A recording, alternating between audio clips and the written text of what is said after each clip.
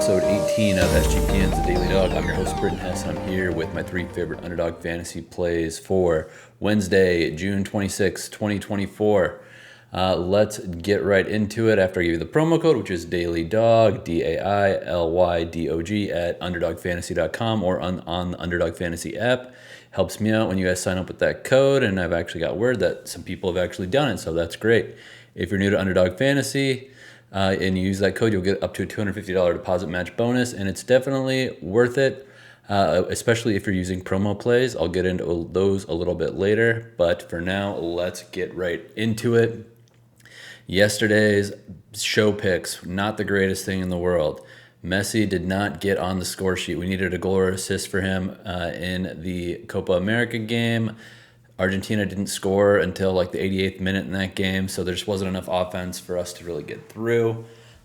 So that one kind of stung, but it didn't matter because O'Neal Cruz had kind of already, it was already not looking good, I should say, for O'Neal Cruz.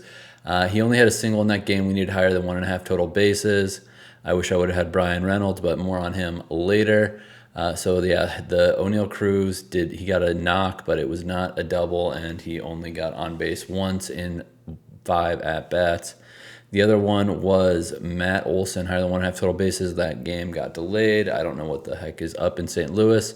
I swear to God, it's the second time it's happened in like a month. I think it was about a month ago when they were playing the Cubs, and there was a game where they just delayed the start because they were like, storms are coming. And like they literally could have gone at least an hour and gotten a lot of good innings in, both in that occasion and on Tuesday. But they opted to not actually start the game and postpone it. So there's a doubleheader for the Cardinals and Braves on Wednesday.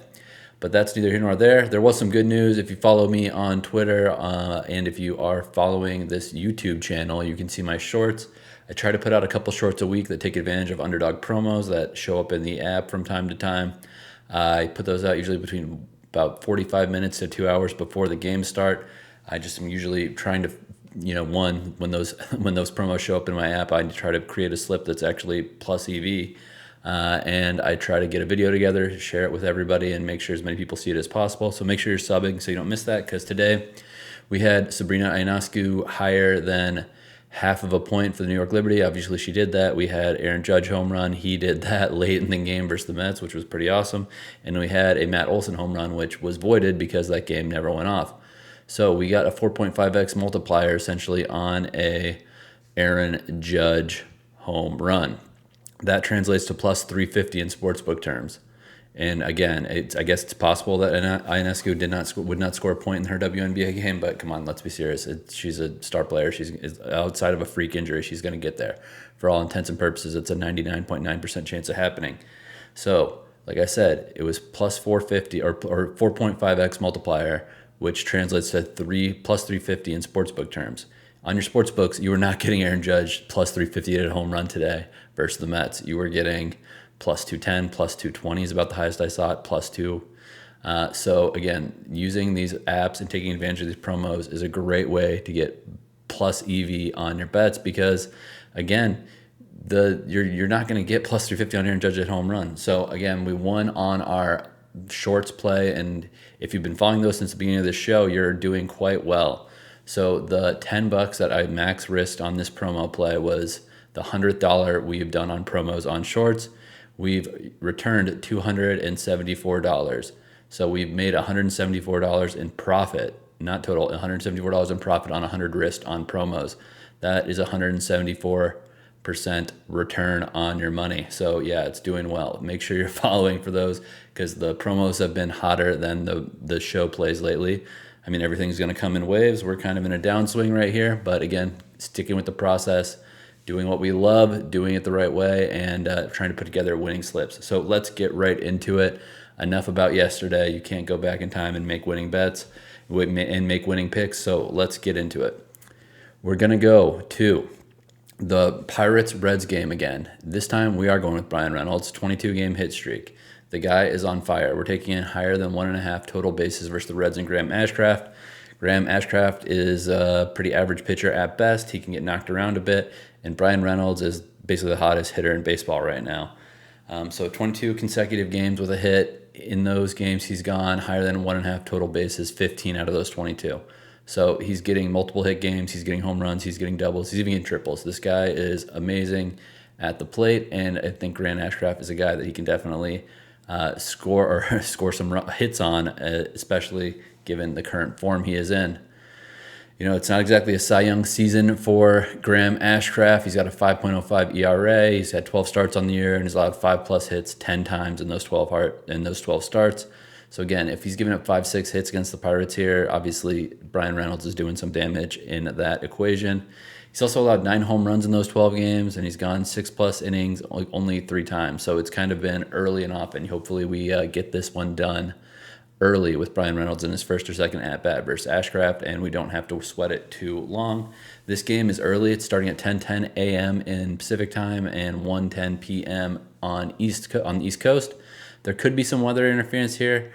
There is supposed to be some storms and some rain tomorrow morning in Cincinnati, but the Pirates have a scheduled off day on Thursday, and the Reds are playing a night game, 7:45 Eastern, at the Cardinals on Thursday. So it's not like either team has some major travel they need to rush out of the Great American Ballpark to hop on a plane and go coast to coast or anything like that. So this might be a delay. I think this game should go off at some point tomorrow. It might not be at the exact time that it's scheduled, but again, I think that they're going to find a way to get this game done. Next, we are going to go to Brady Singer, a pitcher that I've been trying to fade as much as possible for the Royals. I'm not actually playing him. Instead, I'm going to be attacking him with a Marlins hitter. That hitter is going to be Jazz Chisholm to have higher than 1.5 total bases against Singer. He's got hits in 15 of his last 20 games. He's batting .264 on the season, .288 in the month of June. So he's trending up right now. He's not, he banged up his hamstring a little bit last week. That was, like Thursday, Friday last week. And he's been playing since. It's not like he's been severely limited. He got a hit on Tuesday versus the Royals in a low-scoring game. And again, he's, Singer, I put it up on Twitter earlier this week, but he's a guy whose ERA leads his expected ERA by like 1.31 points. So he's gotten very lucky, and he's still not, elite in ERA by any measure. He's like in the 3.4, 3.5 range. So I think that he's obviously hittable. He's not a very strong pitcher lately. Obviously, the Marlins aren't exactly a really strong hitting team, but I think there's a few guys you could honestly select in this over half or over 1.5 total bases market. Jazz is who I selected. He's he's like the best guy on this team. I mean, it depends on how you define it, but he's a star on this team, whatever that means in this context, and he's on a 1-year contract right now. So even if he's a little banged up, he's got to try to perform because he's trying to make more money next year. So I'm taking Jazz higher than 1.5 total bases against Brady Singer and the Royals on Wednesday, and this is games also starting a little early, 11:10 a.m. Pacific, 2:10 p.m. Eastern. So the next play, we're going to a later game in the day. We're going baseball again. We're going Gavin Stone of the Dodgers, lower than 5.5 hits versus the White Sox. There's spots where you just have to fade this White Sox batting order. I mean, they're just terrible against righties. They're still the worst in the league in versus righties. This is versus righties only, but the White Sox are the worst in the league in average, BABIP, slugging, on-base percentage, weighted on-base percentage, weighted runs created plus. And no, they're not one of the worst. They're literally number 30 in the MLB in all of those categories.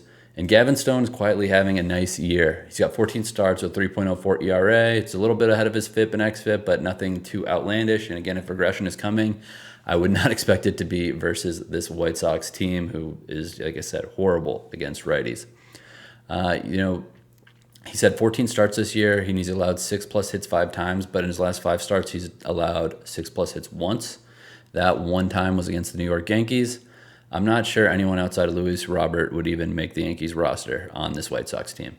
So again, I think that that's not necessarily an apples to apples comparison, saying, the Yankees kind of got their way, had their way with them. So of course the White Sox will. No, not true at all.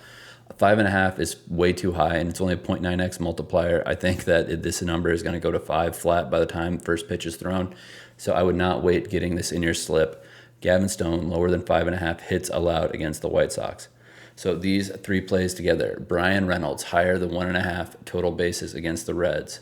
Jazz Chisholm higher than 1.5 total bases against the Royals, and Gavin Stone lower than 5.5 hits allowed against the White Sox is a 7.12x multiplier. That's a little bit higher than what I usually have in this show, but again, I don't really try to build a slip with a range of what the payout is going to be. I just try to put together the best winning picks I can find on the Underdog board as I'm recording the show. Those are the three that stuck out to me. Those are the ones that my analysis and research lined up with. So 7.12x return on these plays. Let's manifest a winner. I'm wearing an old Stanley Cup championship shirt for the Penguins. If you guys are watching on YouTube, I've gained a little weight since then. It's a little tight, but whatever. We're manifesting destiny here. So let's get this win. Good luck. Enjoy your day, and let's make some money.